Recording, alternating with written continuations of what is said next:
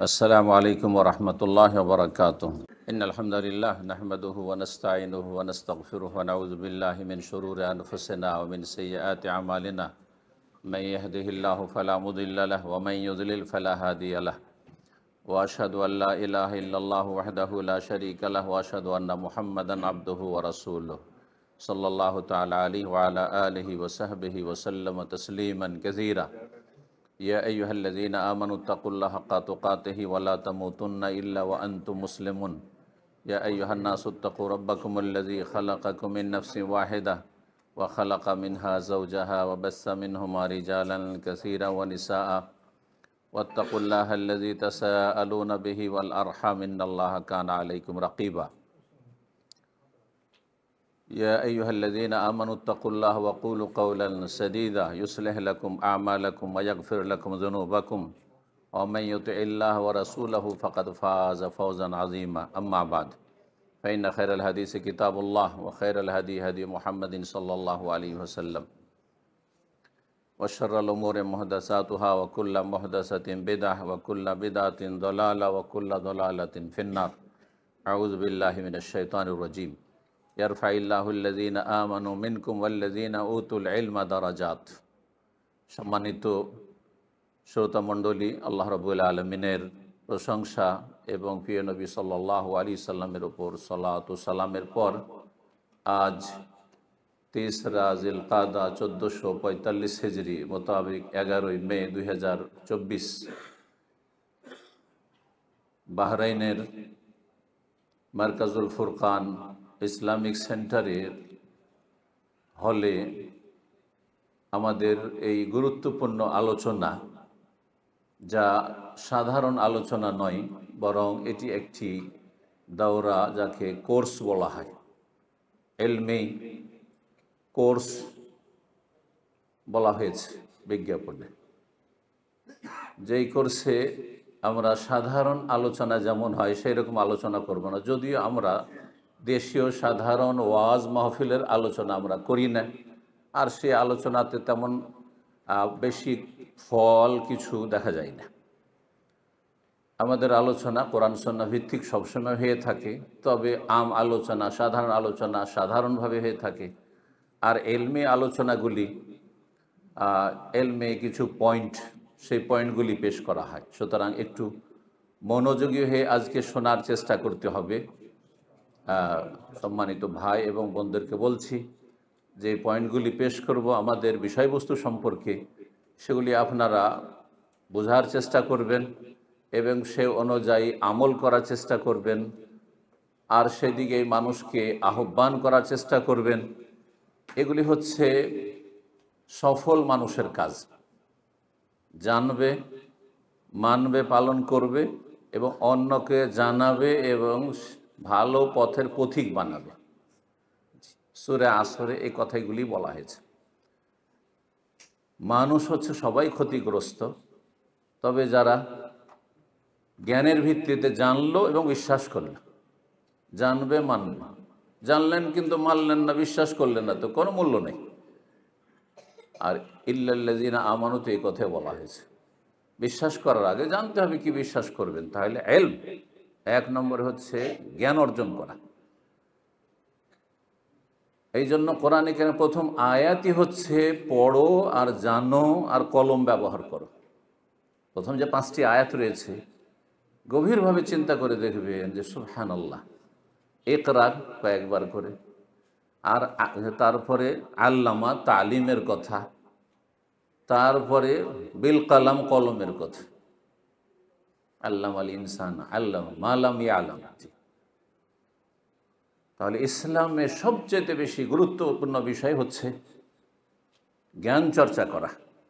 আগে জানতে হবে, জানার পরে আর সঠিকটা জানতে হবে। জানা আবার 2 প্রকার, সঠিকটা জানা আর ভুল জানা।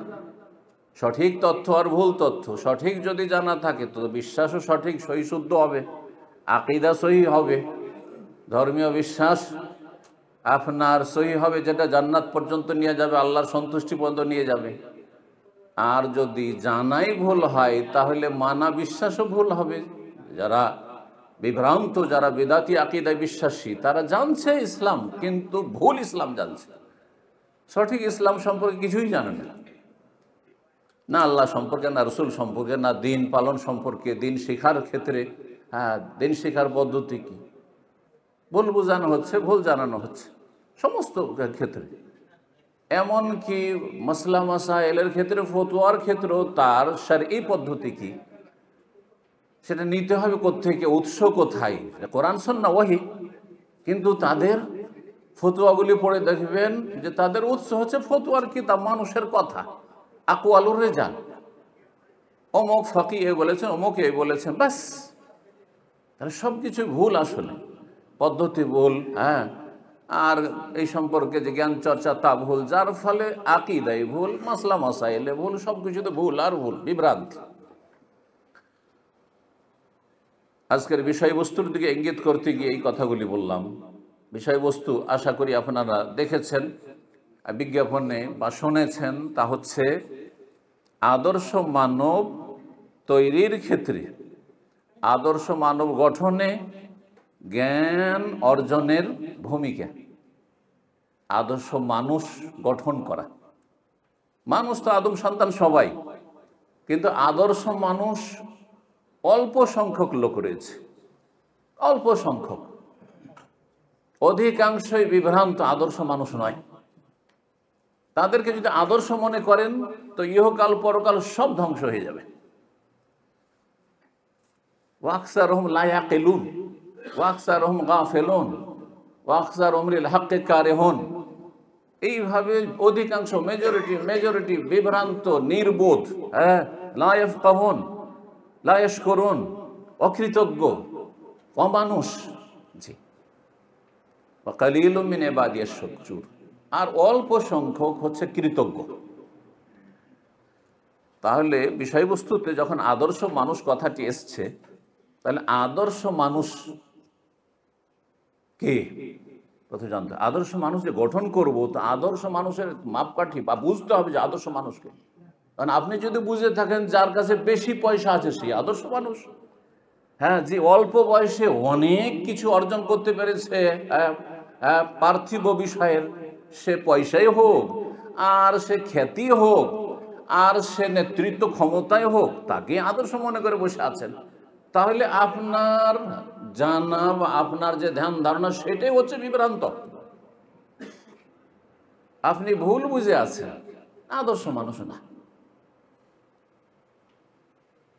এই জন্য দেখবেন শিক্ষার ক্ষেত্রে আরেকটি কথা বলি, শিক্ষা দুই ভাগে বিভক্ত। এক হচ্ছে পার্থিব শিক্ষা, পার্থিব জ্ঞান, আর এক হচ্ছে ধর্মীয় জ্ঞান। আমাদের দেশে যত বেশি শিক্ষিত তত বেশি দাম্ভিক হয়, অধিকাংশ বলছি এটা, আপনি ভালো করে জেনে দেখবেন। যত উচ্চশিক্ষিত লোকের ধারে কাছে যাবেন দেখবেন তাদের মধ্যে অহংকার, দাম্ভিকতা বেশি কাজ করছে। এটা আপনারা অনুভব করেছেন কিনা, আর না হইলে আমার কথার পরে আপনারা চেক করে দেখবেন। আর আরব দেশে দীর্ঘ ৩৫ বছর থাকছি, যত শিক্ষা কম তত অভদ্র, আর যত শিক্ষিত তত নমনীয়, তত মানুষের মতো মানুষ, তত আচার আচরণ ভালো, অমায়িক ব্যবহার। আমাদের সে গরিব মানুষ, অশিক্ষিত মানুষের ব্যবহার বেশি ভালো, বেশি শিক্ষিত চাইতে, উল্টো। কারণটা কি? কারণ হচ্ছে যেই শিক্ষা মানুষকে আদর্শ মানুষ বানায়, সেই শিক্ষা হচ্ছে দ্বীনি শিক্ষা, শরঈ শিক্ষা, ইসলামের জ্ঞান অর্জন করা। আর তা আরব দেশগুলিতে, আর বিশেষ করে সৌদি আরবে পর্যাপ্ত পরিমাণ আলহামদুলিল্লাহ আছে। ক্লাস 1 থেকে তৌহিদ, আকীদা আর সলুক, এই সাবজেক্টগুলো আছে। সলুক মানে আখলাক, চরিত্র, ক্যারেক্টার, এগুলো শেখানো হচ্ছে। খাওয়া দাওয়া শুরু করবেন কি দিয়ে শুরু করবেন, বিসমিল্লাহ দিয়ে শুরু করবেন, ডান হাতে খাবেন, ইত্যাদি ইত্যাদি, দুয়া সুরা, বাড়িতে ঢুকলে, বাথরুমে ঢুকলে, বাথরুম থেকে বেরোলে, ঘুমের আগে, ঘুম থেকে উঠলে, ক্লাস 1 থেকে শেখানো হচ্ছে। পক্ষান্তর আমার দেশে এসব নেই, দুনিয়ার শিক্ষায় শিক্ষিত করা হচ্ছে। তো আসল শিক্ষা হচ্ছে যেই শিক্ষা মানুষকে মানুষের মতো মানুষ করে, আদর্শ মানুষ করে, সেই শিক্ষা হচ্ছে ইসলামিক শিক্ষা। সুতরাং আজকের বিষয়বস্তু হচ্ছে ইসলামী শিক্ষা সম্পর্কে। তবে পার্থিব শিক্ষার প্রয়োজন আছে, সেটা ইনশাআল্লাহ তাআলা শেষখানে আমি আলোচনা করব। তো আদর্শ মানুষকে, যেই ব্যক্তি কারো হক নষ্ট করে না। এক কথায় আমার আজকের পুরো আলোচনার সার কথা আমি শুনিলাম। আদর্শ মানুষ সে যেই ব্যক্তি কারো হক মারে না। কারোর মধ্যে আগে স্রষ্টা আসবে না আগে সৃষ্টি? আগে খালেক না মখলুক? আগে খালেক, সৃষ্টিকর্তা যিনি সৃষ্টি করে তার হক নষ্ট করেন, রবের হক নষ্ট করেন, সে হচ্ছে আদর্শ মানুষ। যেই ব্যক্তি তার সৃষ্টিকর্তাকে, যেই সত্তা রব্বুল আলামিন তাকে তুচ্ছ পানি থেকে, যেটা গায়ে হাতে লেগে গেলে, কাপড়ে লেগে গেলে কত অরুচিকর, সেখান থেকে সৃষ্টি করেছেন। আর তারপরে কিছু শিক্ষায় শিক্ষিত হয়ে, কিছু দুনিয়ার ধন দৌলত পেয়ে, কিছু দুনিয়ার দাপট পেয়ে অমানুষ হয়ে গেলে, মানুষের সাথে মানুষের আচরণ, এ তো মানুষের কথা হইল। রবকে চিনলে না। তোমাকে যে অস্তিত্ব দিলেন, যেই সত্তা, তার ওপর বিশ্বাসী না, তার সম্পর্কে তোমার কোনো চিন্তা নেই। 60 বছর 70 বছর 70 বছর ধরে এতদিন বাঁচালে কিন্তু জীবনেও তোমার সময় হলো না যে আমি আসলাম কোত্থেকে, আর যাচ্ছি কোন দিকে, আর যাওয়ার পরে সাক্ষাৎ কার সাথে দাঁড়াতে হবে, কার সামনে, আর সেখানে আমার হবেটা কি, আর শেষ পরিণামটাই বা কি হবে। আশা করি আমার কথাগুলি বুঝতে পারছেন। মিনহা খালাকনাকুম, আল্লাহর কাছ থেকে আমরা এসেছি মাটির মাধ্যমে, মাটি থেকে আল্লাহ পয়দা করেছে। ও ফিহা নুঈদুকুম, আবার ওখানে ফিরিয়ে দেবো, মাটিতে মিশিয়ে দেবো। ও মিনহা নুখরিজুকুম, আবার ওখান থেকে বের করে, এই নয় যে মিশে গেলে নিশ্চিহ্ন হয়ে গেলে ব্যাস মরে গেলে আরাম পেয়ে গেলে, না। ও মিনহা নুখরিজুকুম, সেখান থেকে তোমাদেরকে বের করবো, তারাতান উখরা, পুনরায়। আর তারপরে হাজির হবে আল্লাহর সামনে, সরাসরি কথা বলতে হবে, ভালো মানুষকেও আর অসৎ মানুষকেও। আদর্শ মানবকে আল্লাহর সামনে দাঁড়াইতে হবে, আর যারা আদর্শ মানব হইতে হবে তাদেরকেও দাঁড়াইতে হবে। মা মিনকুম মিন আহাদিন ইল্লা সায়ুকাল্লিমুহু রাব্বুহু ওয়া লাইসা বাইনাহু ওয়া বাইনাহু তুরজুমান। তোমাদের মধ্যে এমন কোনো ব্যক্তি নেই, এমন কোনো ব্যক্তি, আম্বিয়া রাসূল থেকে শুরু করে মুসলিম অমুসলিম সকলে, ইল্লা সায়ুকাল্লিমুহু রাব্বুহু, তার মালিক তার সাথে কথা বলবেন কিয়ামতের মাঠে, বিচার দিবসে, হাসরে। ওয়ালাইসা বাইনাহু বাইনাহু তুরজুমান, আল্লাহর মাঝে আর ওই ব্যক্তির মাঝে, আমার মাঝে কোনো দোভাষী থাকবে না।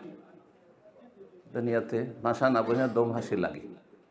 আল্লাহ রাব্বুল আর পৃথিবীতে এত ভাষাভাষী, সুবহানাল্লাহ। এক দেশের লোকের ভাষা বুঝি না।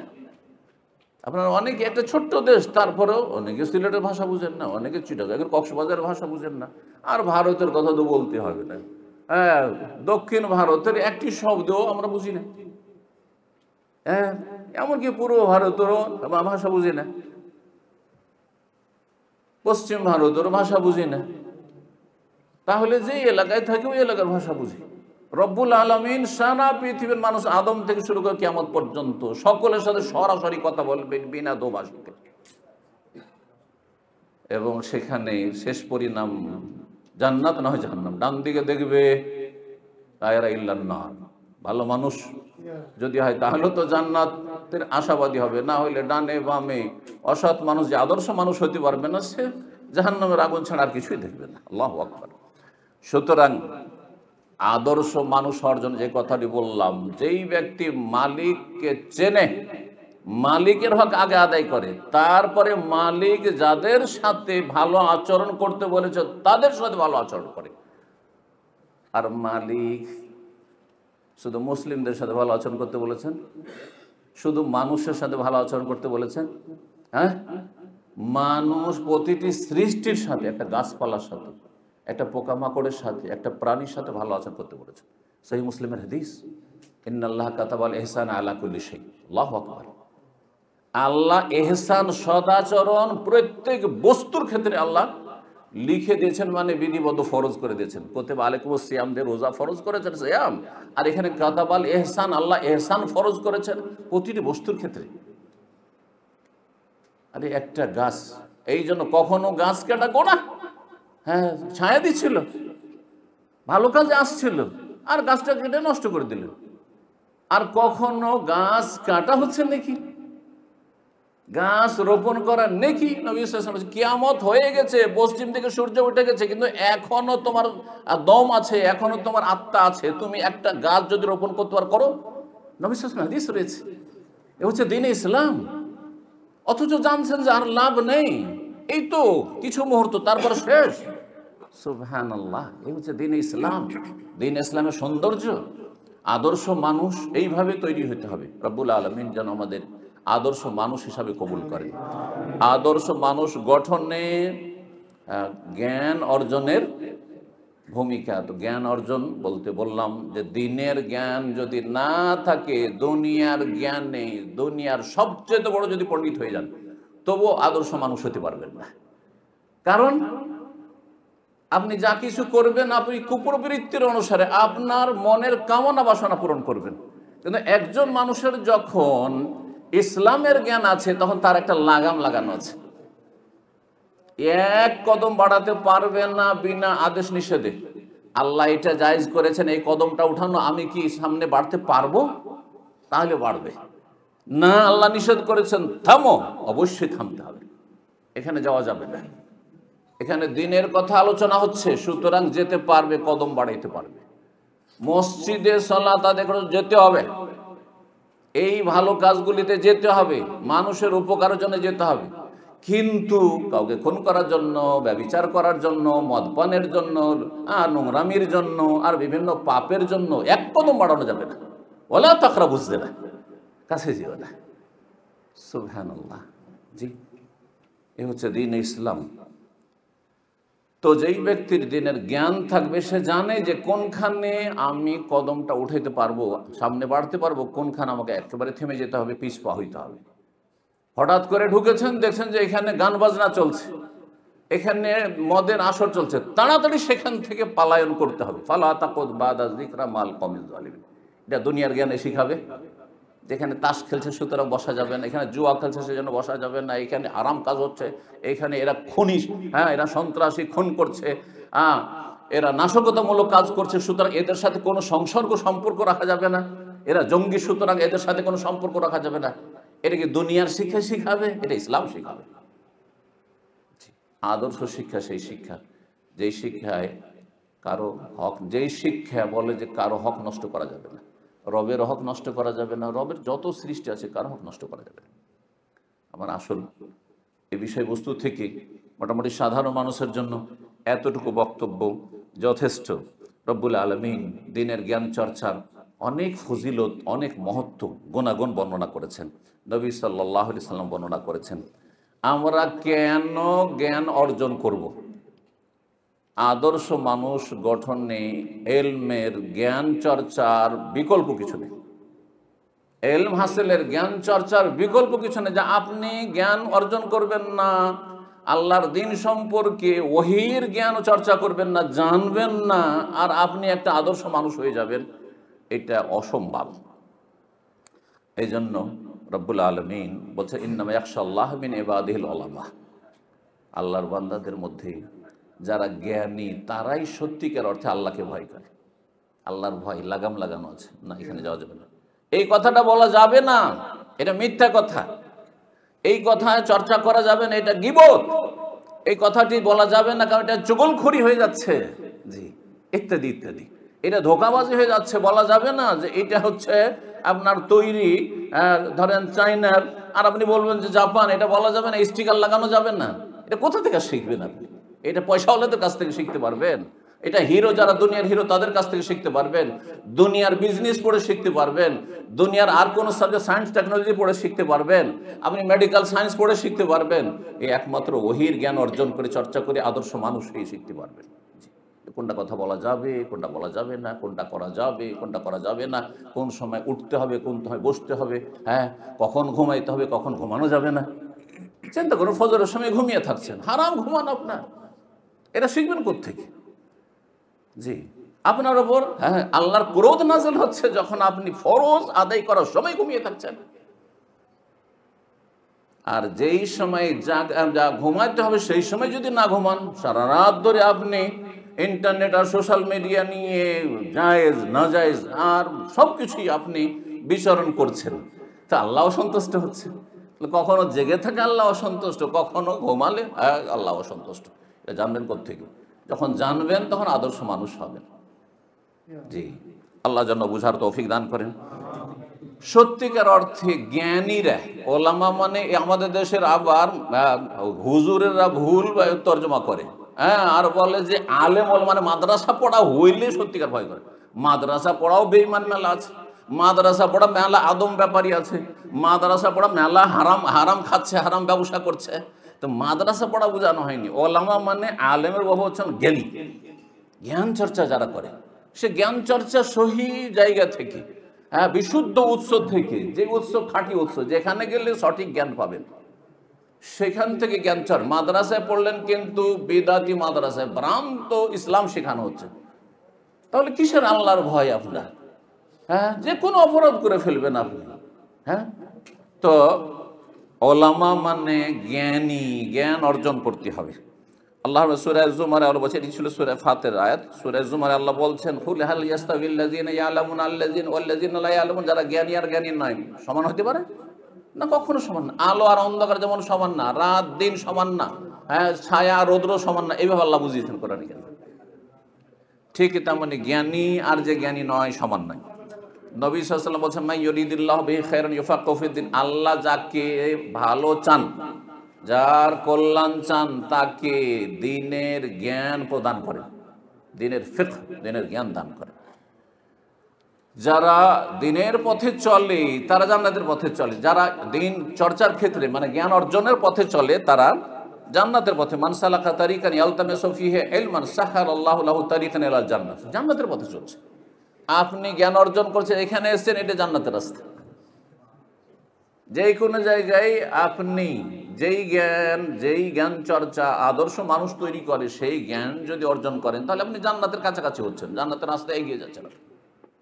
কারণ এটার মাধ্যমে আপনার আকীদা বিশুদ্ধ হবে, ইবাদত বন্দেগী সহিশুদ্ধ হবে, ভুল হবে না ইবাদত বন্দেগীতে, আখলাক চরিত্র গঠন হবে, মানুষের সাথে মানুষের মতো আচরণ করবে, বাপ মায়ের সাথে বাপ মায়ের মতো আচরণ করবেন, ছেলে মেয়ে স্ত্রীর সাথে স্ত্রীর মতো আচরণ করবেন, স্বামীর সাথে স্বামীর মতো আচরণ করবেন। জি,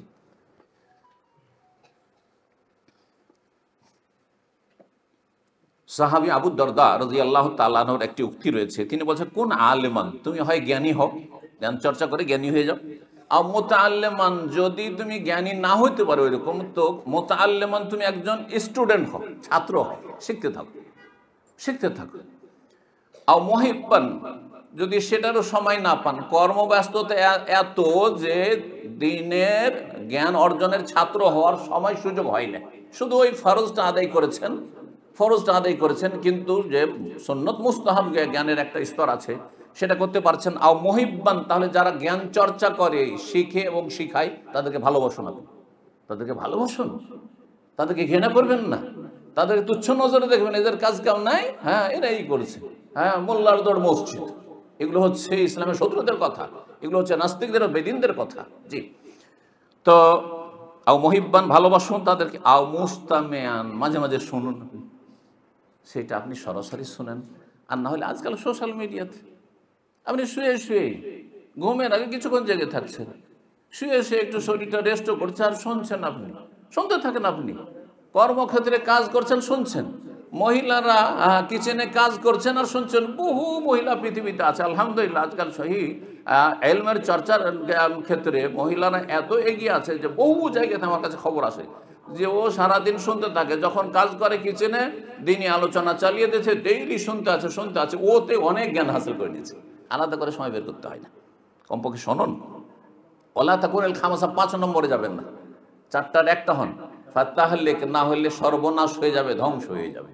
জি, সাহাবী বলেছে, সাহাবীর কথার গুরুত্ব রয়েছে রাসূলুল্লাহ সাল্লাল্লাহু আলাইহি ওয়াসাল্লামের পরে। দিনের জ্ঞান অর্জন করব বা জ্ঞান অর্জন করব, এর গুরুত্ব এত বেশি কেন?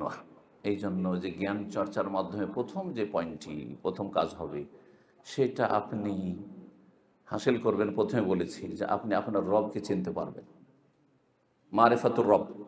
শাইখুল ইসলাম আহমদ আব্দুল্লাহ রাহিমাহুল্লাহ একটি খুব গুরুত্বপূর্ণ কিতাব রয়েছে, ছোট্ট পুস্তিকা, আর বিভিন্ন ব্যাখ্যা বিশ্লেষণ হয়েছে তার। সেটা হচ্ছে উসুলুস সালাসা, হ্যাঁ, বা সালাসাতুল উসুল, 2 নামে পরিচিত। তিনটি মূলনীতি, ইসলামের তিনটি মূলনীতি। তিনটি মূলনীতিতে কি বলা হয়েছে? এক নম্বরে, একজন মানুষের মতো মানুষ, সত্যিকারের আদর্শ মানুষ হওয়ার জন্য আল্লাহ সম্পর্কে মারিফাতুল্লাহ, আল্লাহর জ্ঞান অর্জন করা, আল্লাহর মারিফত। এই বেদাতি সুফিদের মারিফত নয়, এটা হচ্ছে গোমরাহি, ভ্রষ্টতা। এই ব্যাখ্যা কোরআন হাদিসের নেই। আর চার ইমাম আবু হানিফা, শাফি, মালিক, আহমেদ তেমনি এই সুফিদের পীর মুরিদদের মারিফতের কথা। কিন্তু মারিফত মানে আল্লাহর পরিচিতি, আল্লাহকে চেনবেন আপনি, আল্লাহর সাথে পরিচিত হবেন আপনি। যার যত কারো সাথে বেশি পরিচয় হবে, তার সাথে তত বেশি সুসম্পর্ক হবে। সুতরাং আল্লাহর সাথে পরিচিত হইতে হবে, আল্লাহ সম্পর্কে জ্ঞান অর্জন করতে হবে। দুই নম্বর ফায়দা হচ্ছে আল্লাহ রসুল সাল্লাল্লাহু আলাইহি ওয়াসাল্লামের সাথে পরিচিত হওয়া, মারিফাতুর রসুল। রসুল্লাহ সাল্লাল্লাহু আলাইহি ওয়াসাল্লাম সম্পর্কে যত জানবেন তত বেশি আপনি তার কি হবেন? অনুসারী হবেন, তার ফলোয়ার হবেন, আপনি তাকে ভালোবাসবেন, আপনি তার পথের পথিক হবেন। আপনি কোন দুনিয়ার সেলিব্রিটির ভক্ত হবেন না। আজকাল অধিকাংশ মুসলিম যুবক যুবতীরা দুনিয়ার সেলিব্রিটিদের ভক্ত, কারণ তাদের আল্লাহর সাথে পরিচিতি নেই তেমন, আর তাদের রাসূলুল্লাহ সাল্লাল্লাহু আলাইহি ওয়াসাল্লামের সাথে পরিচিতি নেই। এই জন্য জিজ্ঞাসা করেন রাসূলুল্লাহ সাল্লাল্লাহু আলাইহি ওয়াসাল্লাম বাপ দাদার নাম কি বলতে পারবেন? রাসূলুল্লাহ সাল্লাল্লাহু আলাইহি ওয়াসাল্লাম বংশ পরিচয় কি বলতে পারবেন? রাসূলুল্লাহ সাল্লাল্লাহু আলাইহি ওয়াসাল্লাম নবুয়তের জীবন কতদিন তা বলতে পারবেন? রাসূলুল্লাহ সাল্লাল্লাহু আলাইহি ওয়াসাল্লাম কি করেছেন, কি করেননি, কি ছেড়ে গেছেন তাও বলতে পারবেন। তাহলে আমরা জ্ঞান চর্চা করব আদর্শ মানুষ হওয়ার জন্য, কারণ আল্লাহর সম্পর্কে জ্ঞান অর্জন এক নম্বর উদ্দেশ্য। দুই নম্বর হচ্ছে নবী সাল্লাল্লাহু আলাইহি ওয়াসাল্লাম সম্পর্কে জ্ঞান অর্জন উদ্দেশ্য। তিন নম্বর হচ্ছে আল্লাহর দ্বীন সম্পর্কে জ্ঞান অর্জন হচ্ছে উদ্দেশ্য। এই তিনটি মূলনীতির কথা বিস্তারিত দলিল সহকারে সেই কিতাবটিতে আলোচনা করা হয়েছে, বাংলায় অনুবাদ হয়েছে, তার সংক্ষিপ্ত ব্যাখ্যা অনুবাদ হয়েছে। সুতরাং আমরা বলবো ভাইদেরকে, বোনদেরকে, এই কিতাবটি অথবা এই কিতাবের ব্যাখ্যাটি পড়ার চেষ্টা করবেন বা শোনার চেষ্টা করবেন। তাতে হবে কি, আল্লাহর সাথে আপনার সম্পর্ক ভালো হবে, রাসূল সাল্লাল্লাহু আলাইহি ওয়াসাল্লামের সাথে সম্পর্ক ভালো হবে, আপনার সম্পর্ক ভালো হবে আপনার দ্বীনের সাথে, ঈমান ইসলামের সাথে। রব্বুল আলামিন যেন কবুল করেন। আল্লাহর সাথে যদি সম্পর্ক খারাপ হয়, আল্লাহকে যদি ভুলে যান, কারণ আপনি জ্ঞান অর্জন করেননি, জ্ঞান চর্চা করেননি। আল্লাহ বলছে ওয়ালা তাকুনু কাল্লাযিনা নাসুল্লাহ, ওদের মতো হয়ে যেন যারা আল্লাহকে ভুলে গেছে।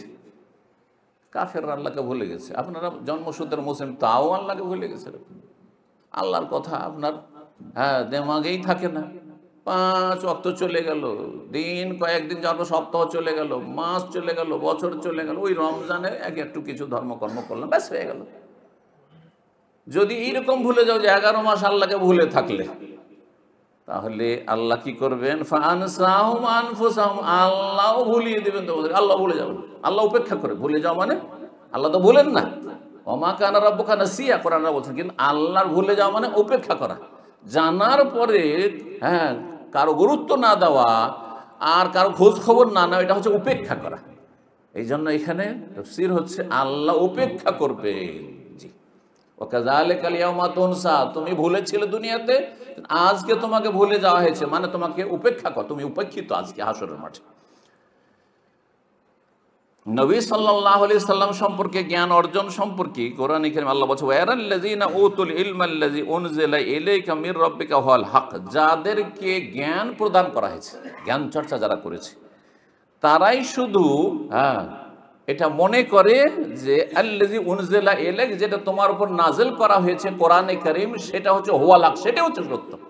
তাহলে জ্ঞান চর্চা ছাড়া আপনি আপনি এই হেদায়েত পাবেন না, সঠিক রাস্তা পাবেন না আপনি। আর এই রাস্তা যদি কোরআনের রাস্তা না পান, তাহলে জান্নাত কখনো যেতে পারবেন না।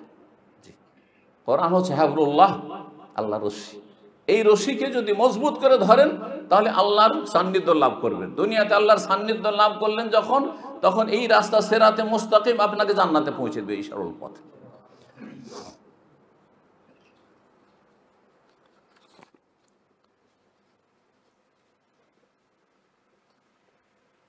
মানুষ যখন জ্ঞান চর্চা করে, তখন সবচেয়ে বড় অপরাধ যেটি পৃথিবীতে, সেই অপরাধ থেকে বেঁচে থাকে। সবচেয়ে বড় অপরাধ কি?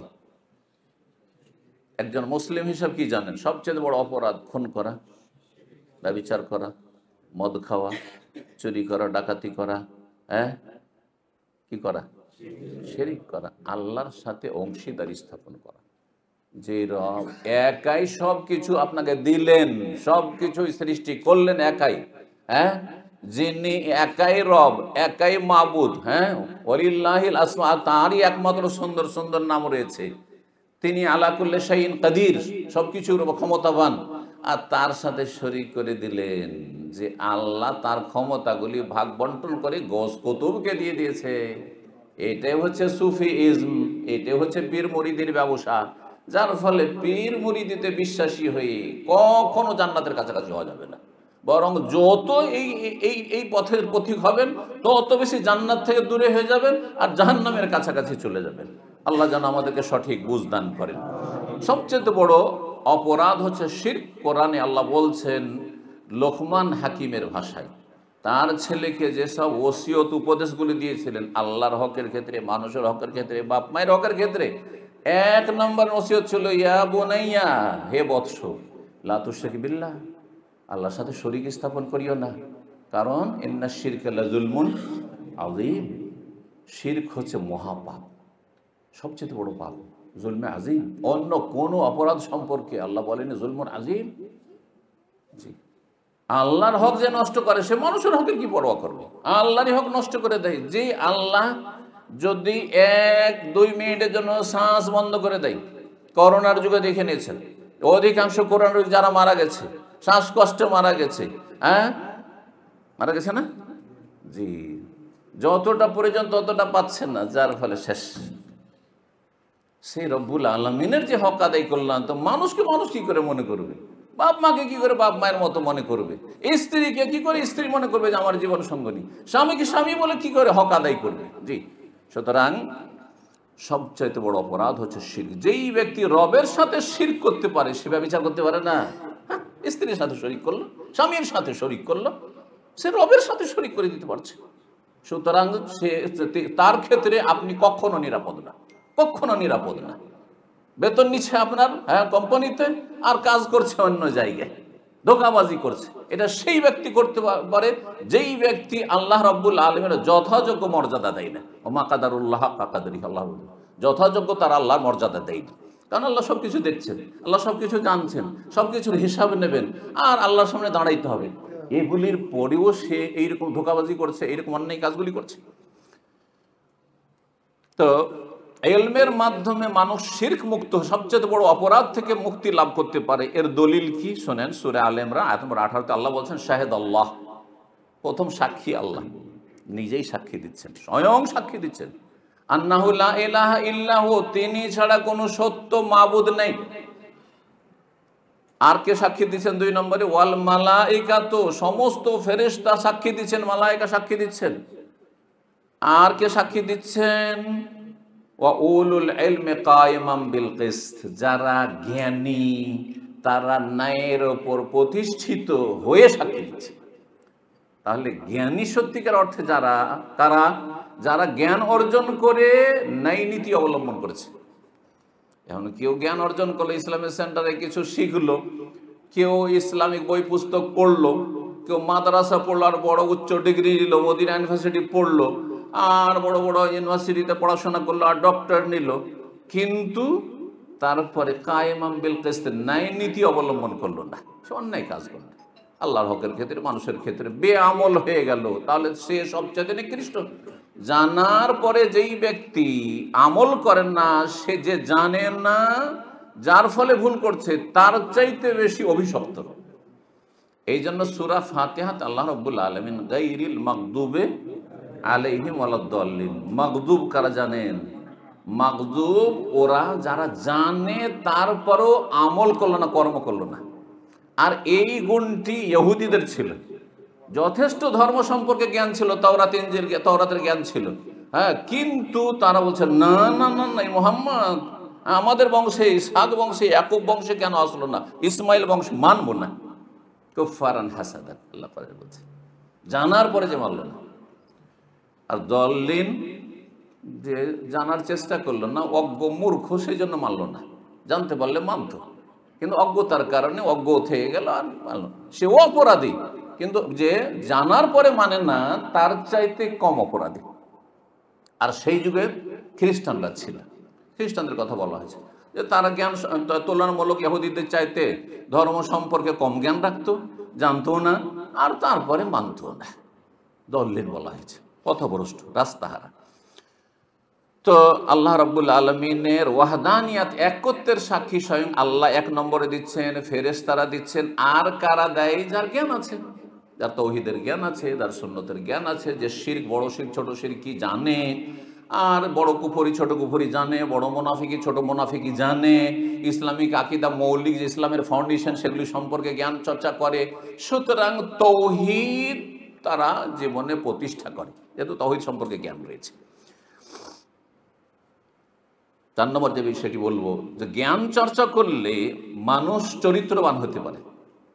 কারণ না জানা থাকলে অনেক ভালো কাজ ভালো জানি না, তাহলে কি করে সে ভালো কাজটি করব? অনেকে আছেন, আমি যদি জানতাম যে এটা হারাম তো আমি জীবনে করতাম না, আছে না? মুসলিম সমাজে অনেক আছে এইরকম।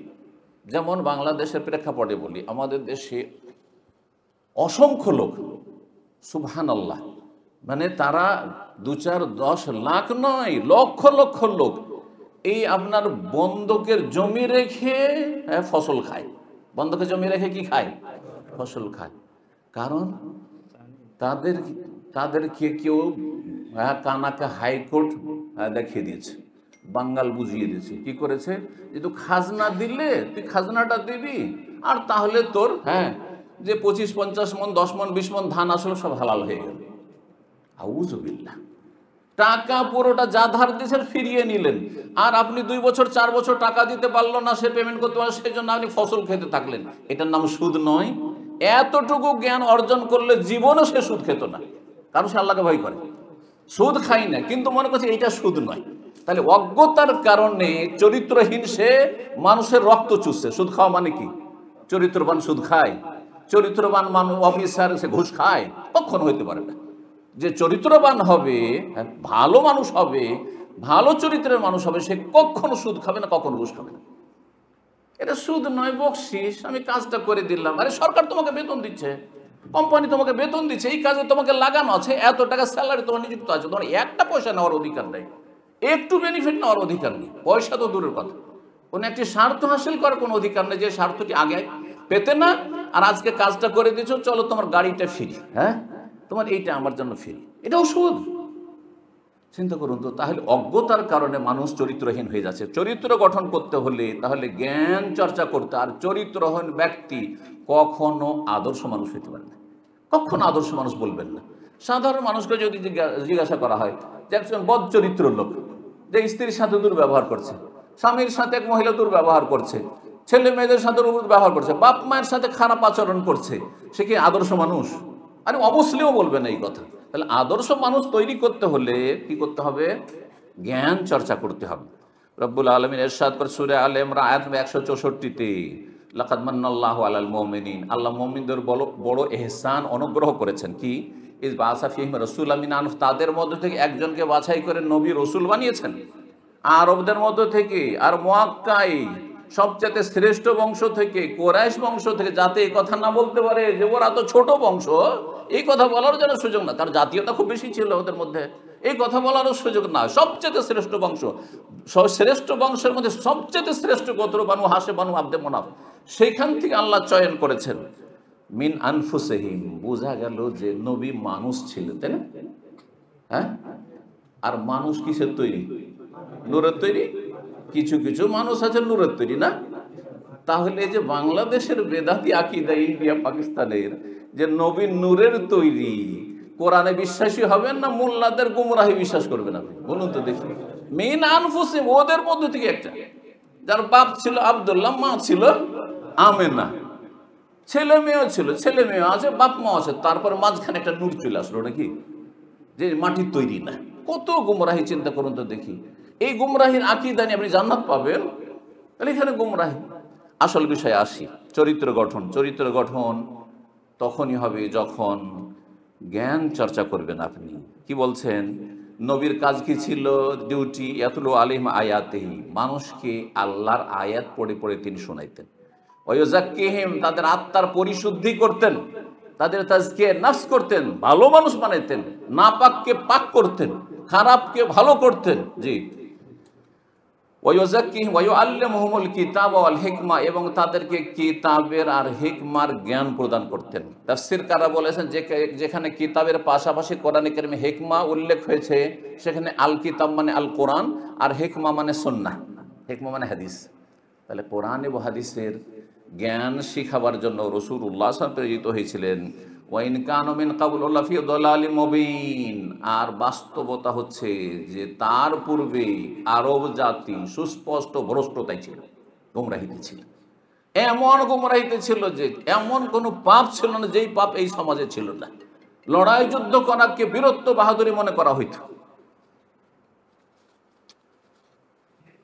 নবী সাল্লাল্লাহু আলাইহি ওয়াসাল্লামের একটি হাদিস রয়েছে, আবু হুরায়রা রাদিয়াল্লাহু তাআলা আনহু বর্ণনা করেছেন, মুসনাদ আহমদ রয়েছে হাদিসটি, সহিহ সনদ। রাসূলুল্লাহ বলে, ইন্নামা বুইসতু লিউতাম্মিমা সালিহাল আখলাক, অন্য riwayat লিউতাম্মিমা মাকারিমাল আখলাক, আমাকে প্রেরণ করা হয়েছে কি করে? রসুল করে প্রেরণ করা হয়েছে। কার পক্ষ থেকে প্রেরণ করা হয়েছে? আল্লাহর পক্ষ থেকে পাঠানো হয়েছে নবী রসুল করে। কিসের জন্য? দুনিয়াদারি করার জন্য নয়, আর একামতের দিন মানে গদি দখল করার জন্য নাই। গদি দখল তো গদির তো অফার করা হয়েছিল মক্কায়, এইসব কাজের জন্য নাই। লে ওতাম্মেমা, গরজটা দেখেন, নবীকে কেন পাঠানো হইল? লে ওতাম্মেমা, যাতে পূর্ণতা দান করি আমি, মাকারিমাল আখলাক, সলিহাল আখলাক, উত্তম চরিত্রকে। সামান্য কিছু চরিত্র ভালো আছে, হ্যাঁ, এদিকে ছড়িয়ে ছিটিয়ে কিছু চরিত্র আছে। কারণ আরবদের এত খারাপের মধ্যে ভালো চরিত্র ছিল না।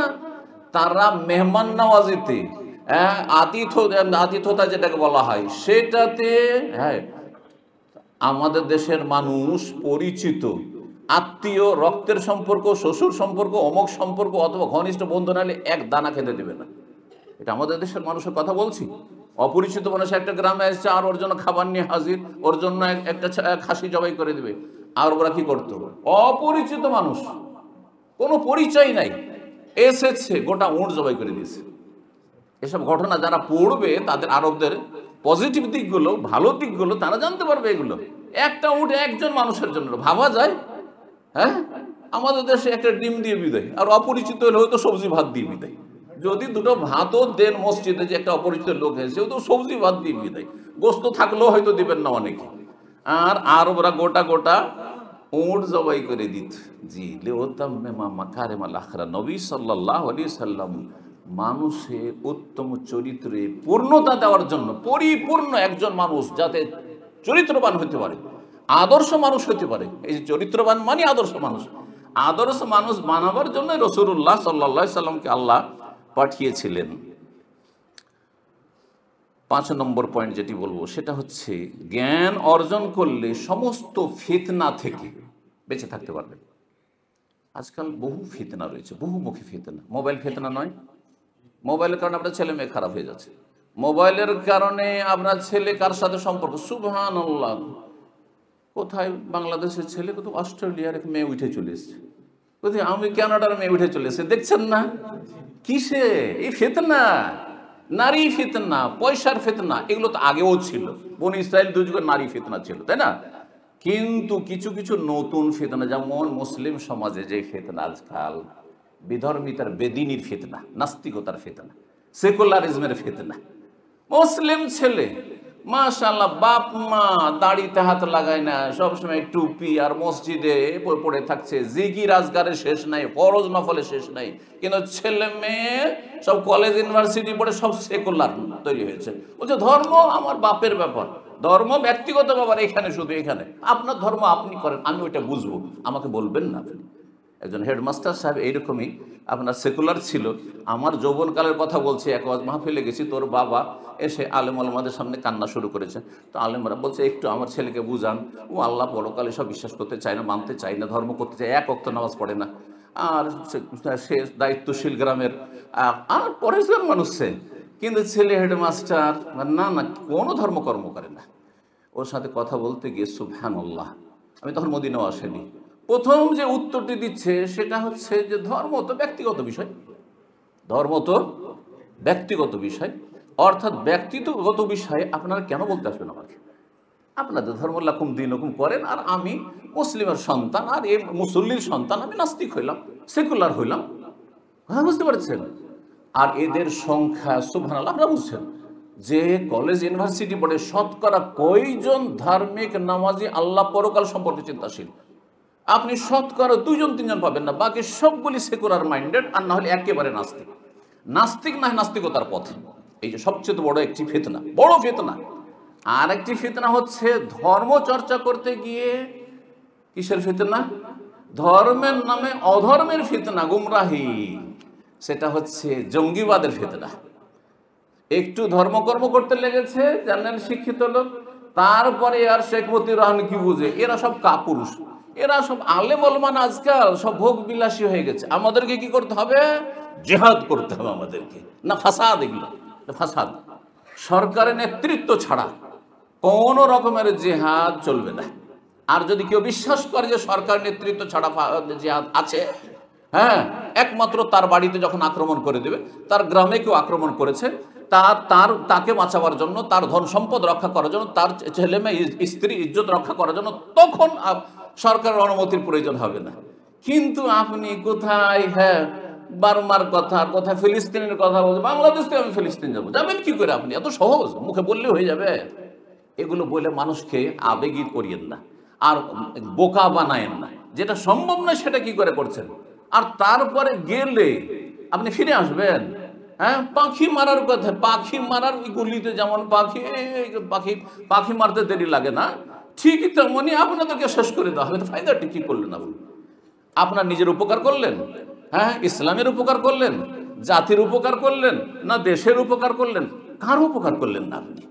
সুতরাং আজকাল জঙ্গিবাদের ফিতনা, ধার্মিক হয়ে অধর্মী হয়ে যাচ্ছে। জি, খাওয়ারেজ হয়ে যাচ্ছে। আর খাওয়ারেজ হয়ে কেলাবন্নার জাহান্নামের ইন্ধন হয়ে যাচ্ছে। এক গর্ত থেকে উঠে এসেছিল, নাস্তিকতার গর্ত থেকে, বেনামাজি হওয়ার গর্ত থেকে, বিভিন্ন পাপে জড়িয়েছিল। ধার্মিক হয়ে এত চরমপন্থী হয়ে গেল, যার আলেম ওলামা এরা সব মুনাফেক, এরা সব কপট, এরা সব ভীতু, হ্যাঁ, কাপুরুষ ইত্যাদি কত রকমের। এ দেওয়া হচ্ছে রিয়াল খোর, ডলার খোর, এরা ইহুদিদের দালাল, অমুক তমুক, এগুলো কথা বলছে না? জি, সাবধান এই ফিতনা থেকে। আপনার দুই গর্ত থেকে, আমি এই কথাটি সবসময় বলি, দুই গর্ত থেকে ছেলে মেয়েকে যদি বাঁচাতে পারেন তাহলে আপনি সফল বাবা। এক গর্ত হচ্ছে নাস্তিকতা আর সেকুলারিজমের গর্ত, হ্যাঁ, বেদিনীর গর্ত। আর একটা হচ্ছে বদ্দিনীর গর্ত। যারা সামান্য উর্দু বুঝে, বেদিনী মানে দিন নেই, আর বদ্দিনী মানে দিন আছে কিন্তু খারাপ দিন, বদ, খারাপ দিন। খারাপ দিন হচ্ছে জঙ্গিবাদ, খাওয়ারেজদের মানহাজ। খারাপ দিন হচ্ছে বেদাতি দিন, মিলাদ, কিয়াম, আর ওরস, আর অমুক আর তমুক, হ্যাঁ, শিরক, হ্যাঁ, মাজারে সেজদা, মাজারে খাসি জবাই করা, শিরক বেদাতের ধর্ম। আর আপনার এই জঙ্গিবাদের ধর্ম, খাওয়ারেজদের ধর্ম, এই ধর্ম হচ্ছে জাহান্নামে নিয়ে যাওয়ার ধর্ম। সুতরাং এইরকম ধর্ম করে কোনো লাভ নাই। দিন পালন করতে হবে যেই দিন আল্লাহ নাজেল করেছেন। রাসূলুল্লাহ সাল্লাল্লাহু আলাইহি ওয়াসাল্লাম 13 বছর মার খেয়েছেন সাহাবায়ে কেরাম মক্কায়, কিন্তু মার খেয়ে চুপ থেকে গেছেন। কেন? নবী সাল্লাল্লাহু আলাইহি সাল্লামের সামনে সুমাইয়াকে শহীদ করা হলো না? সচক্ষে দেখছেন সুমাইয়াকে শহীদ করলো আবু জাহাল মালাউন। তারপরে আম্মারের বাবা ইয়াসিরকে শহীদ করলো। আর কত যে জুলম অত্যাচার চলছে। যখন বলা হচ্ছে রাসূলুল্লাহ সাল্লাল্লাহু আলাইহি সাল্লামকে, তিনি কি বলেছিলেন যে আবু জাহাল যখন রাতের অন্ধকারে ঘুমিয়ে থাকবে, অথবা যখন একটু উদাসীন হয়তো চলছে যাচ্ছে আর খোঁজ খবর রাখে না, পেছন থেকে আত্মঘাতী হামলা করে দিবে, অথবা একটা হামলা করে মেরে দিবে। কেন মারতে পারতো না? মুসলিমের মারতে পারতো না রাতের অন্ধকারে? ওর কি রাজবেলে ছিল যে মারতে পারতো না আবু জাহালকে? কিন্তু নবী সাল্লাল্লাহু আলাইহি ওয়াসাল্লাম কি বলছেন যখন অভিযোগ করা হচ্ছে, ইয়া রাসূলুল্লাহ কত জুলুম বরদাস্ত করব, কত অন্যায় বরদাস্ত করব, আর বরদাস্ত হচ্ছেন না। বলেন সাবরান আলে ইয়াসির ফাইন্না মাউইদাকুমুল জান্নাহ। হাদিস সবাই জানে, আলেম ওলামা বসে আছে। সাবরান, ধৈর্য ধারণ করো হে ইয়াসিরের পরিবার, ইয়াসিরের বংশ, হে মজলুম নির্যাতিত মুসলমান, অসহায় মুসলমান, ফাইন্না মাউইদাকুমুল জান্নাহ, তোমাদের সাথে ওয়াদা হচ্ছে জান্নাতের।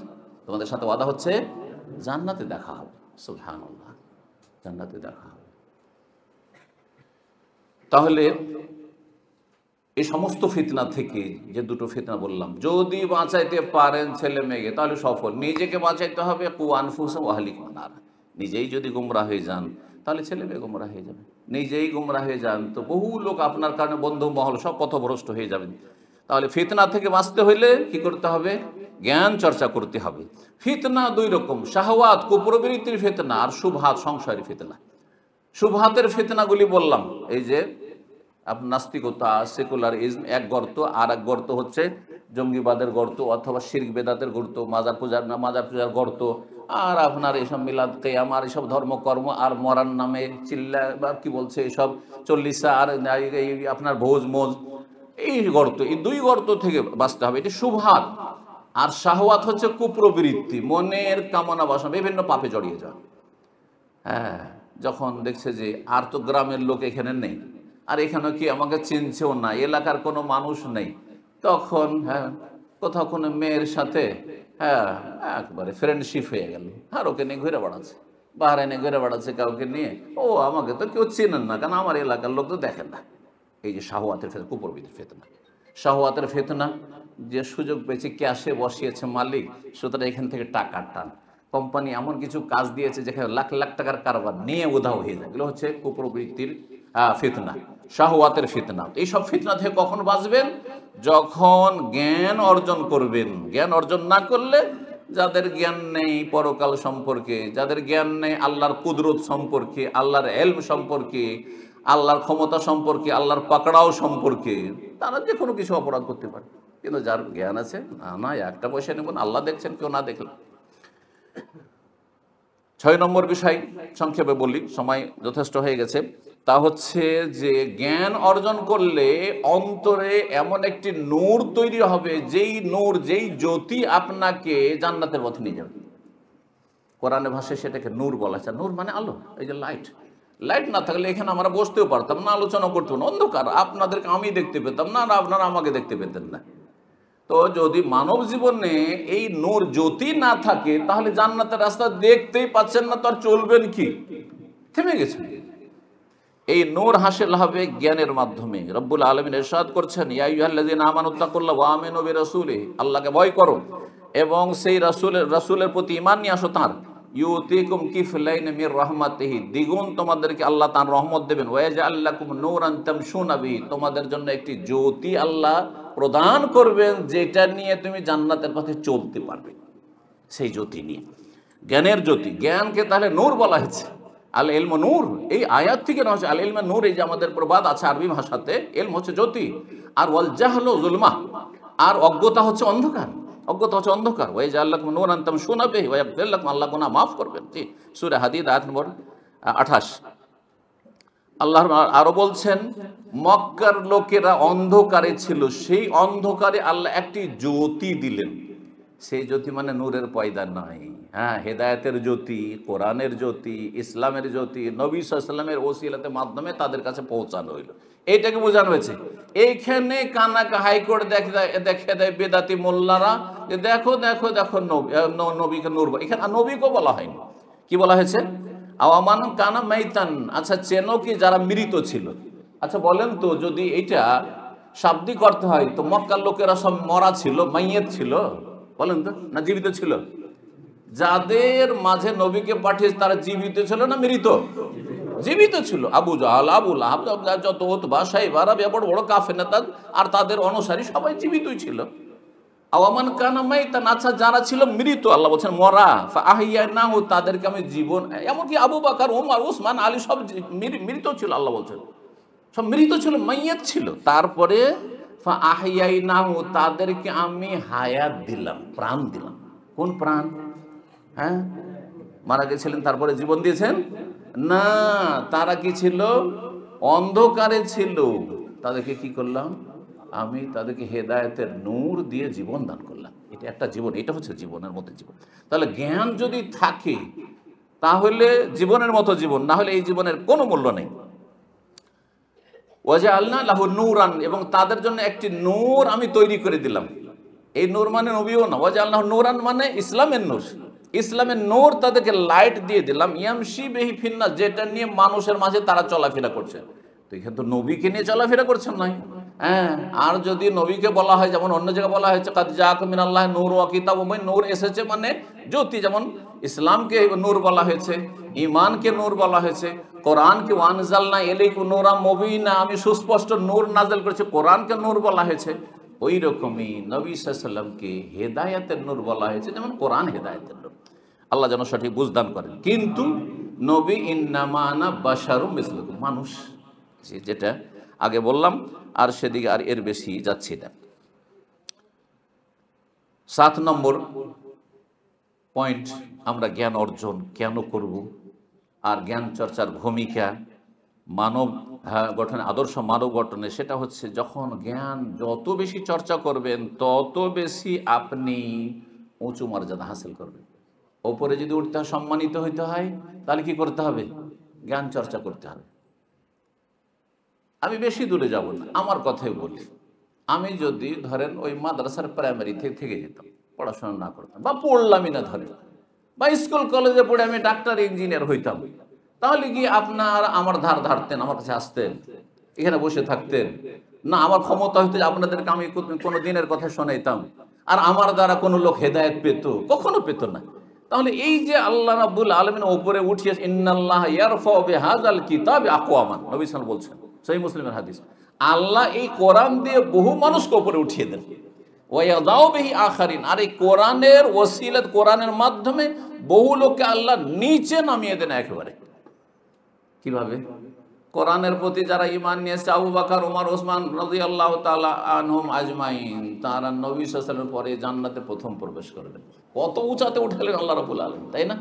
কোরআনে আল্লাহ সার্টিফিকেট দিলেন সাহাবায়ে কেরামদেরকে, এই কোরআনের ওসিলাতে, ঈমানের ওসিলাতে, যে রাদিয়াল্লাহু আনহুম ওয়া রাদু আনহু, আল্লাহ তাদের রাজি, তারাও আল্লাহর উপর রাজি। কোন সাহাবীর নাম আছে রাদিয়াল্লাহু আনহু পড়ছেন, একজন সাধারণ মুসলিমও পড়ছেন না? কিন্তু আবু লাহাবের নাম তাব্বাত ইয়াদা আবি লাহাব পড়বেন? হ্যাঁ, পড়বেন। কত নিচে নামিয়ে দিন। ওয়াযাউ বিহি আখার, কোরআন যখন মানল না তখন নিচে নামিয়ে দিন, আল্লাহর জাহান্নামের একবার নিচে নামিয়ে। ইন্নাল মুনাফিকিন, মুনাফিক যে বাহ্যিক বলল আমি মানি, কিন্তু আসলে ভিতরে শত্রুতার শেষ ছিল না, ফি দারকিল আসফালি মিনান নার। তাহলে জ্ঞান অর্জন করলে আল্লাহ ওপরে উঠাবেন, এই মর্মে এই প্রথম আয়াতটি আমি সূরা মুজাদালার আয়াত নম্বর 11 পাঠ করেছি, ইয়ারফাইল্লাহুল্লাযিনা আমানু মিনকুম ওয়াল্লাযিনা উতুল ইলমা দারাজাত। ওপরে যদি উঠতে হয় তো ঈমানদার হইতে হবে, তাদেরকে আল্লাহ উন্নীত করেন। ওয়াল্লাযিনা উতুল ইলমা, যাদেরকে জ্ঞান দেওয়া হয়েছে তাদেরকে আল্লাহ উন্নীত করেন, ওপরে উঠান। তাহলে দুটো বৈশিষ্ট্য থাকতে হবে, একটা হচ্ছে যে আপনাকে বিশ্বাসী হইতে হবে, ঈমানদার হইতে হবে, অবিশ্বাসী কাফের হইলে হবে না। কাফের, মুশরিক, মুনাফিকদের দলে শামিল হইলে হবে না। মুসলিম ঘরে জন্ম নিয়েছেন, মুমিন, ঈমানদার, বিশ্বাসী মুসলিম হইতে হবে, সম্মানিত হওয়ার জন্য আল্লাহর কাছে দুনিয়া আখিরাতে। আর ওয়াল্লাযিনা উতুল ইলমা, যাকে যত বেশি জ্ঞান দেওয়া হয়েছে, দারাজাত, শুধু একটি মর্যাদা নয়, বহু মর্যাদা আল্লাহ উঁচু করবেন, বহু গুণে আল্লাহ রাব্বুল আলামিন তাদেরকে উন্নীত করবেন। আল্লাহ রাব্বুল আলামিন যেন আমাদেরকে দ্বীনের জ্ঞান অর্জনের তৌফিক দান করেন বেশি বেশি। 8 নম্বর যে বিষয়টি, এছাড়া বহু ফজিলত রয়েছে কিন্তু সময়ের স্বল্পতার জন্য ছেড়েছি। 8 নম্বর যে বিষয়টি বলে সেটা হচ্ছে যে যখন আপনি কাউকে ভালো কথা বলতে যাবেন, তখন প্রথম যে বিষয়টির প্রয়োজন হবে সেটা কি? জ্ঞান। আপনি না জেনে কেমন করে বলবেন? যে একজন লোককে বলছেন যে চলো ভাই নামাজ পড়ি, তাহলে নামাজের গুরুত্বটা জানতে হবে প্রথম। আর তারপরে যদি বলেন নামাজ তো ভাই পড়তে বলছো, তো নামাজের একটু দোয়া সুরা একটু শিখিয়ে দাও, বলছে তা ভাই আমি জানি না, কি বলবে? মূর্খ কোথাকার, নিজে আগে শিখে যাও। হ্যাঁ, তুমি নিজেই জানো না, আমাকে কি শিখাবে? তাহলে দাওয়াত দেওয়ার জন্য, কাউকে ভালো কথার দিকে ডাকার জন্য প্রথম যেটি লাগবে সেটা হচ্ছে আল্লাহ বাসির। আল্লাহ করে বলছেন কুল হাযিহি সাবিলি, হে নবী বলো এটা হচ্ছে আমার পথ, এটা হচ্ছে আমার পথ, দাওয়ার পথ, মানুষকে ভালো কাজের দিকে ডাকা, হ্যাঁ, ভালো মানুষ হওয়ার দিকে ডাকা। আদউ ইলাল্লাহি আলা বাসিরা, আমি আল্লাহর দিকে ডাকবো, আমার ব্যক্তি স্বার্থের দিকে নয়। আলা বাসিরা, জ্ঞানের সাথে, চোখ খুলে। জি, চোখ খুলে মানে জেনে শুনে আগে জানবো, আর তারপরে ভালো পথে ডাকবো। আপনি আপনার স্ত্রীকে বলছেন যে এটা করা যাবে না, তাহলে জানতে হবে যে এটা করার হুকুম কি। আর আন্দাজে বলে দিবেন আপনি, হ্যাঁ আপনার ওই গাছের ফল পড়ার মতো, আমরা ছোট কালি করতাম, ঢেল মারতে আছি, 2-4টা মারছি, মিস করতে করতে একটা পড়ে গেল, তো এইভাবে তার শিখাইলে হবে না। আল্লাহ রাব্বুল আলামিন যেন সঠিক বুঝ দান করেন। সুতরাং দাওয়াতি ময়দানে কাজ করতে হবে নিজে জানার পরে, আমল করার পরে, আর তার জন্য জ্ঞানের কোনো বিকল্প নেই। সূরা ইউসুফ আয়াত নম্বর 108 আল্লাহ বলছেন যে বসিরতের সাথে জানার পরে তুমি মানুষকে ডাকতে থাকবে। এটা হচ্ছে আম্বিয়া রসুলগণের আদর্শ।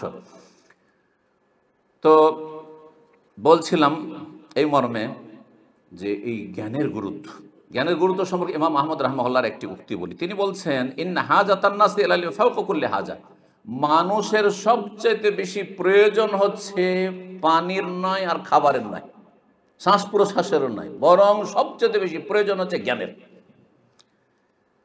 বলছেন যে খাদ্য পানীয়, রুটি পানি দিনে এক দুবার পেলেও দিন পাত হইতে পারে। দিনে যদি একবারও রুটি পান আর পানি পান বা দুবার পান তো কাজ চলে যাবে। ওয়ান্নাসু মুহতাজুনা ইলা ইলমি ক্বাবলা আল খুবজ ওয়াল মা, আর মানুষ জ্ঞানের মুখাপেক্ষী রুটির আগে আর পানির আগে। কারণ ভালো ভালো খাবার খেলেন আর ভোগ বিলাসিতার জীবনযাপন করলেন, কিন্তু ঈমান ইসলামবিহীন, জ্ঞানবিহীন মরলেই জাহান্নাম, কবর আযাব শুরু হয়ে গেছে। দাফন করুক আর না করুক আযাব শুরু হয়ে গেছে। সুতরাং জ্ঞান অর্জন করুন, আল্লাহ রাব্বুল আলামিন যেন তৌফিক দান করেন। জ্ঞান অর্জন করবেন কেন? নিজের জাতিকে সঠিক পথের দিকে ডাকার পরে। পৃথিবীর অধিকাংশ মানুষ ইসলামের গণ্ডির বাইরে আছে। আজকেও পৃথিবীর হয়তো 3 ভাগের 1 ভাগ বা 4 ভাগের 1 ভাগ, 3 বা 4 ভাগের 1 ভাগ মুসলিম আর বাকি সব অমুসলিম, ঠিক কিনা? তাহলে চিন্তা করুন যে পৃথিবীতে যত মানুষ রয়েছে যে সংখ্যায়, তার 4 ভাগের 1 ভাগ 20% মুসলিম, আর বাকি 75% লোক। এরা এই অবস্থায় দুনিয়া থেকে চলে গেলে সবগুলি তো জাহান্নামের ইন্ধন হবে। আপনার মতো তাদের রক্ত মাংস রয়েছে, কেন মায়া নাই তাদের উপর যে তারাও জাহান্নাম থেকে বাঁচুক, তারাও আল্লাহর শাস্তি থেকে বাঁচুক, তারা সঠিক পথ পাক, তারা পাপ মুক্ত হোক। সুতরাং তাদেরকে যদি দিনের দিকে ডাকতে হয়, এই যে গুরু দায়িত্ব আমাদের ওপর রয়েছে, আর এটি অত্যন্ত গুরুত্বপূর্ণ কাজ, এটি আম্বিয়া রসুলগণের পেশা, তাহলে তার জন্য জ্ঞান শিখতে হবে। আল্লাহ রাব্বুল আলামিন আপনাদের সকলকে বেশি বেশি জ্ঞান চর্চা করার তৌফিক দান করেন। শেষখানে বলতে চেয়েছিলাম 10 নম্বর পয়েন্ট, অথবা 11 নম্বরে চলে এসেছি 10 নম্বর পয়েন্ট, তা হচ্ছে পার্থিব জ্ঞান। এতক্ষণ তো দিনের জ্ঞানের কথা বললাম, অনেকে গরজ করেন না, একবারে জিরো অবস্থায়। আরব দেশগুলিতে অনেক বাংলাভাষী ভাইয়েরা আছে, কিছুই জানতো না, না ড্রাইভিং জানতো, না কম্পিউটারের নাম শুনেছিল, না কোনো কিছু চালাতে পারতো, কিছুই জানতো না। এখানে এসে ড্রাইভিং শিখলো, গাড়িও চালায়, আবার কম্পিউটার অপারেটর, মাশাআল্লাহ, আর অফিস জব করে। টি বয় এসেছিল খেদমত করার জন্য, ক্লিন করার জন্য, আর তারপরে এখানে এসে অফিসে এখন বসে। আমি এরকম বহু লোককে চিনি, আমার আর ছাত্র আছে, দামামেও আছে। তো 700 টাকা বেতনে এসছে, এখন বড় ইনভেস্টার। দুনিয়ার ক্ষেত্রে মাশাআল্লাহ তাআলা উন্নতি করছেন, প্রয়োজন আছে উন্নতি করা। ভালো মানুষের কাছে আল্লাহর নিয়ামত তাকে ভালো কাজে ব্যয় হবে, এতে কোনো সন্দেহ নেই। খারাপ লোকের কাছে ধন সম্পদ, নেতৃত্ব, ক্ষমতা আর অফিস আদালত আর দায়িত্ব এসব যদি থাকে, তাহলে দুনিয়ার কোনো লাভ হবে না, মানুষেরও লাভ হবে না, আর মানুষের বরং ক্ষতি হবে। এরা দুর্নীতি করবে। দুনিয়ার জ্ঞানের প্রয়োজন রয়েছে, জি, মেডিকেল সায়েন্সের প্রয়োজন আছে। মুসলিমরা কিছু ডাক্তার হবে, মুসলিমরা বিভিন্ন যে সায়েন্স টেকনোলজি রয়েছে তাতে আগে বাড়ার চেষ্টা করবে। কেন চেষ্টা করবে? 1 নম্বর, যে দুনিয়ার জ্ঞান অর্জন করা ফার্জে আইন নয়, ফার্জে কিফায়া। বুঝতে পারছেন পার্থক্যটা? আপনাকে আপনার দিন শিখতে হবে, আকীদা শিখতে হবে, 5 ওয়াক্ত সালাত শিখতে হবে, রোজা শিখতে হবে, যাকাত শিখতে হবে, হজ শিখতে হবে, ওমরা শিখতে হবে, যে আমল হালাল শিখতে হবে, হারাম শিখতে হবে। এটা সর্বনিম্ন ফার্জে আইন প্রত্যেককে। এইটা নয় যে আমি কিছু জানি না, এটা হালাল না হারাম আমি কিছুই জানি না, অথচ দৈনন্দিন সেই কাজগুলি করে যাচ্ছেন, এটা চলবে না, জানতে হবে ফার্জে আইন। আর তারপরে একটা স্তর আছে বড় আলেম, আমার মতো, শেখ মোস্তফার মতো, আর আমার যে ভাইরা রয়েছেন, সিনিয়র ভাইরা রয়েছেন, তাদের মতো হওয়া, যারা ভালো আলেম হয়েছে বা জ্ঞান অর্জন করেছে, এটা ফার্জে কিফায়া। আমরা যতটা অর্জন করেছি পরে এটা ফার্জে কিফায়া। কিন্তু আমার নামাজের তরিকা, আমার হালাল হারাম জায়েজ না যায়, এটা আমাকেও যেমন শিখা ফরজ, তেমন আপনাদেরও শিখা ফরজ, ফার্জে আইন। পক্ষান্তরে দুনিয়ায় ডাক্তার হওয়ার না, ওষুধ পানি সম্পর্কে জানতে হবে, ফার্জে আইন একটুও নেই যে কমপক্ষে জ্বরের ওষুধটা জানতে হবে, আছে নাকি? কমপক্ষে আপনাকে কারেন্টটা সম্পর্কে জানতে হবে নাকি? আপনি কর্মচারী দিয়ে কাজ করিয়ে নেবেন, হ্যাঁ, আপনার একটি ওষুধের নাম না জানা থাকলে আপনি গুনাহগার হবেন না। কিন্তু মুসলিম সমাজের একটি দল অবশ্যই থাকবে যারা বিভিন্ন সাবজেক্ট দুনিয়ার লেখাপড়া করবে। কেন? দুটি কারণ। এই দুটি কারণ বলেই শেষ করে দিচ্ছি। একটি হচ্ছে যে যাতে করে এই মুসলিম জাতি স্বয়ং সম্পূর্ণ হতে পারে, হ্যাঁ, বিজাতির মুখাপেক্ষী না হয়, হ্যাঁ, বিজাতির পেছনে পেছনে না চলতে হয়। তাদের সায়েন্স টেকনোলজি না হলে আমাদের খনিজ সম্পদ উঠাইতে পারবো না, তাদের সায়েন্স টেকনোলজি না হলে আমার স্ত্রী চিকিৎসা হবে না, আমার ছেলে মেয়ের চিকিৎসা হবে না, আমার নিজের চিকিৎসা হবে না, এমনটা নয়। মুসলিম ডাক্তারই বুঝে পাওয়া যায়, এমনটা যেন না। দেশে যতটা ডাক্তার প্রয়োজন, যতটা ইঞ্জিনিয়ার প্রয়োজন, যতটা এই সাবজেক্টের প্রয়োজন, যতটা অমুক তমুকের প্রয়োজন, সেগুলো ফার্জে কেফায়া। 5 জন ছেলে আছে, একজন হইলি হলো, গ্রামে প্রতি গ্রামে একজন করে হইলি হলো, প্রতি অঞ্চলে কিছু হইলি হলো, দেশে এতজন হইলি হলো। কিন্তু দিন প্রত্যেককে শিখতে হবে।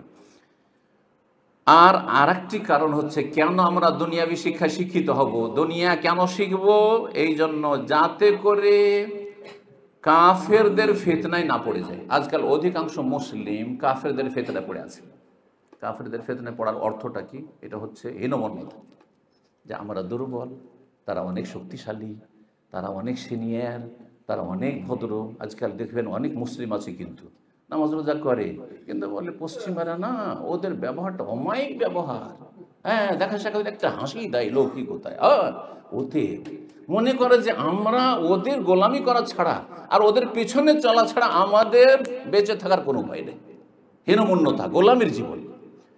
এই গোলামীর জীবন থেকে বেরিয়ে আসতে হবে। তাদের ডাক্তার আছে, আমাদের ডাক্তার আছে, তাদের ইঞ্জিনিয়ার আছে, আমাদের ইঞ্জিনিয়ার আছে, তাদের বৈজ্ঞানিক আছে, আমাদের বৈজ্ঞানিক আছে, তাদের বিজনেসম্যান আছে, আমাদের বিজনেস আছে, তাদের ধনকূপ আছে, আমাদের ধনকূপ আছে। কিন্তু ধনকূপগুলো আর এইসব ইঞ্জিনিয়ার আর ডাক্তার সৎ হইতে হবে। আমি সবসময় বলি, আপনার ছেলেকে মেয়ের কথা বলবেন, মেয়েদের বাইরে কাজ নেই, তো ছেলেকে আপনি রাষ্ট্রপতি বানান, প্রধানমন্ত্রী বানান, আপনি যা বানাবেন বানান, কিন্তু মুসলিম বানান। আপনার ছেলে বড় পৃথিবীতে ধনকুপ হোক, কিন্তু মুসলিম হোক, সে যদি ইসলামের ধারে কাছেই না থাকে। যে 2 গর্তের কথা বললাম, কোনো এক গর্তে, বড় শিরকের গর্তে পড়ে গেছে, আর না হলে সেকুলারিজমের গর্তে পড়ে গেছে। তাহলে এমন ডাক্তার ইঞ্জিনিয়ার নিয়ে মুসলিম জাতির লাভটাই কি হইল? কোনো লাভ নাই, আরো মাইনাস হইল। সুতরাং আগে মুসলিম বানাবেন, আর যেই জ্ঞান চর্চা করলে মুসলিম হয়ে থাকে সেই জ্ঞান শিখাবেন ছেলে মেয়েদেরকে, তারপরে তার সাথে সাথে দুনিয়া শিখান। ফরজে কেফা হিসাবে রব্বুল আলামিন তৌফিক দান করেন।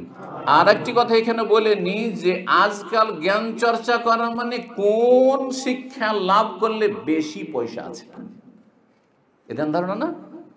হ্যাঁ, বলছে আজকাল এর ভালো সুযোগ আছে, হ্যাঁ, এর এই সাবজেক্টটা লেখাপড়া করলে ভালো আই ইনকাম আছে, কিন্তু ভালো স্কোপ আছে, হ্যাঁ, ভ্যাকেন্সি আছে, তো অমুক আছে, তমুক আছে, মেলা ভাষা তাদের আছে, আছে না? এটা কথা কেন বলছেন? কারণ শিক্ষার উদ্দেশ্য মানুষ তৈরি করার নয়, শিক্ষার উদ্দেশ্য হচ্ছে পয়সা আর্ন করা, পয়সা ইনকাম করা। এইটা হয়ে গেছে। আসলে ইসলাম যে শিক্ষা দিয়েছে, ইসলাম একজন মুসলিমকে যে ধ্যান ধারণা রাখতে বলেছে, সেটা হচ্ছে শিক্ষা মানুষের মতো মানুষ তৈরি করার জন্য, আদর্শ মানব তৈরি করার জন্য, শিক্ষা পয়সা ইনকাম করার জন্য, হ্যাঁ, শিক্ষা ক্ষমতা নেওয়ার জন্য না, শিক্ষা দুনিয়ার কোনো স্বার্থ হাসিলের জন্য নয়, বরং শিক্ষা দিয়ে আপনি আল্লাহর সন্তুষ্টি অর্জন করবেন, পরকালে উচ্চ মর্যাদা হাসিল করবেন, আর তারপরে জাতির আপনি সেবা করবেন, মানুষের উপকার করবেন, মানুষের পাশে দাঁড়াবেন। আর দুনিয়ার যদি গরজ হয়ে যায়, দিনের শিক্ষা শিখলে দুনিয়ার গরজ করলে বিশেষ করে চলবে না। দুনিয়া যারা শিখছে পয়সা খরচ করছে আর পয়সা ইনকাম করছে, তাদের বিষয়টি ভিন্ন, কারণ তারা এটা কমার্শিয়াল ব্যাপার হয়ে গেছে, কমার্শিয়াল বিষয়, বিজনেস আর কি। কিন্তু দিন শিখে যদি মদিনা ইউনিভার্সিটি পড়ে, মাদ্রাসায় পড়ে আমার ছেলে কি করলে বেশি টাকা ইনকাম করতে পারবে, ভালো জায়গায় অবস্থান করতে পারবে, নিজে প্রতিষ্ঠিত হইতে পারবে, তাহলে আপনি জাহান্নাম ছাড়া কিছু পাবেন না। এই আয়াতটি দিয়ে শেষ করে দেব। রব্বুল আলামিন ইরশাদ করেছেন সূরা হুদের 8 নম্বর 15 থেকে 16-তে, মান কানা ইউরিদুল হায়াতাদ দুনিয়া ওয়া জিনাতাহা, যেই ব্যক্তি পার্থিব জগৎকে স্বার্থ করে এবং দুনিয়ার শোভা সৌন্দর্য চাই, নওয়াফে ইলাইহিম আমালাহুম ফিহা, তাদেরকে দুনিয়াই দিয়ে দেব। যা চাইছে মানুষ, যা চায় তাই পায়। ওহুম ফিহা লা ইউবখাসুন, কোনো কমতি ঘাটতি করা হবে না। উলাইকাল্লাযিনা লাইসা লাহুম ফিল আখিরাহ, তাদের জন্য পরকালে কিছুই নেই, জিরো। লাইসা লাহুম ফিল আখিরাহ, কিছুই নেই, জিরো আখিরাতে। ইল্লান নার, আছে কি? নার মানে জাহান্নামের আগুন। ও হাবিতা মা সানাউ ফিহা, দুনিয়াতে যা কিছু করেছিল সব বরবাদ। কারণ ইসলামী শিক্ষায় শিক্ষিত হয়ে দুনিয়ার স্বার্থ হাসিল করতে চেয়েছে। সুতরাং হাবিতা মা, সব বরবাদ, দাওয়াতি কাজ বরবাদ, নষ্ট, নামাজ রোজা সব বরবাদ। কারণ আপনার উদ্দেশ্য এগুলো ছিল না, এটা সাইডে। আসল হচ্ছে যে আমি ওপরে কি করে দুনিয়াতে যেতে পারবো। ও বাতিলু মা কানা ইয়ামাল, যা কিছু আমল করেছিল সেগুলি বাতিল, নিষ্ফল হয়ে যাবে। আল্লাহ রব সঠিক বুঝ দান করুন এবং যেই কথাগুলি বললাম সেই কথা মোতাবেক আমাকে চলার তৌফিক দান করুন, আপনাদেরকে চলার তৌফিক দান করুন, বেশি বেশি জ্ঞান অর্জনের তৌফিক দান করুন এবং জ্ঞান মোতাবেক আমল করার তৌফিক দান করুন। আদর্শ জ্ঞান অর্জন করে সেদিকে মানব জাতিকে আহ্বান করার তৌফিক দান করুন। ওয়া সাল্লাল্লাহু সাল্লাম আলা নবিয়িনা মুহাম্মদ ওয়া আলা আলিহি ওয়া সাহবিহি আজমাইন।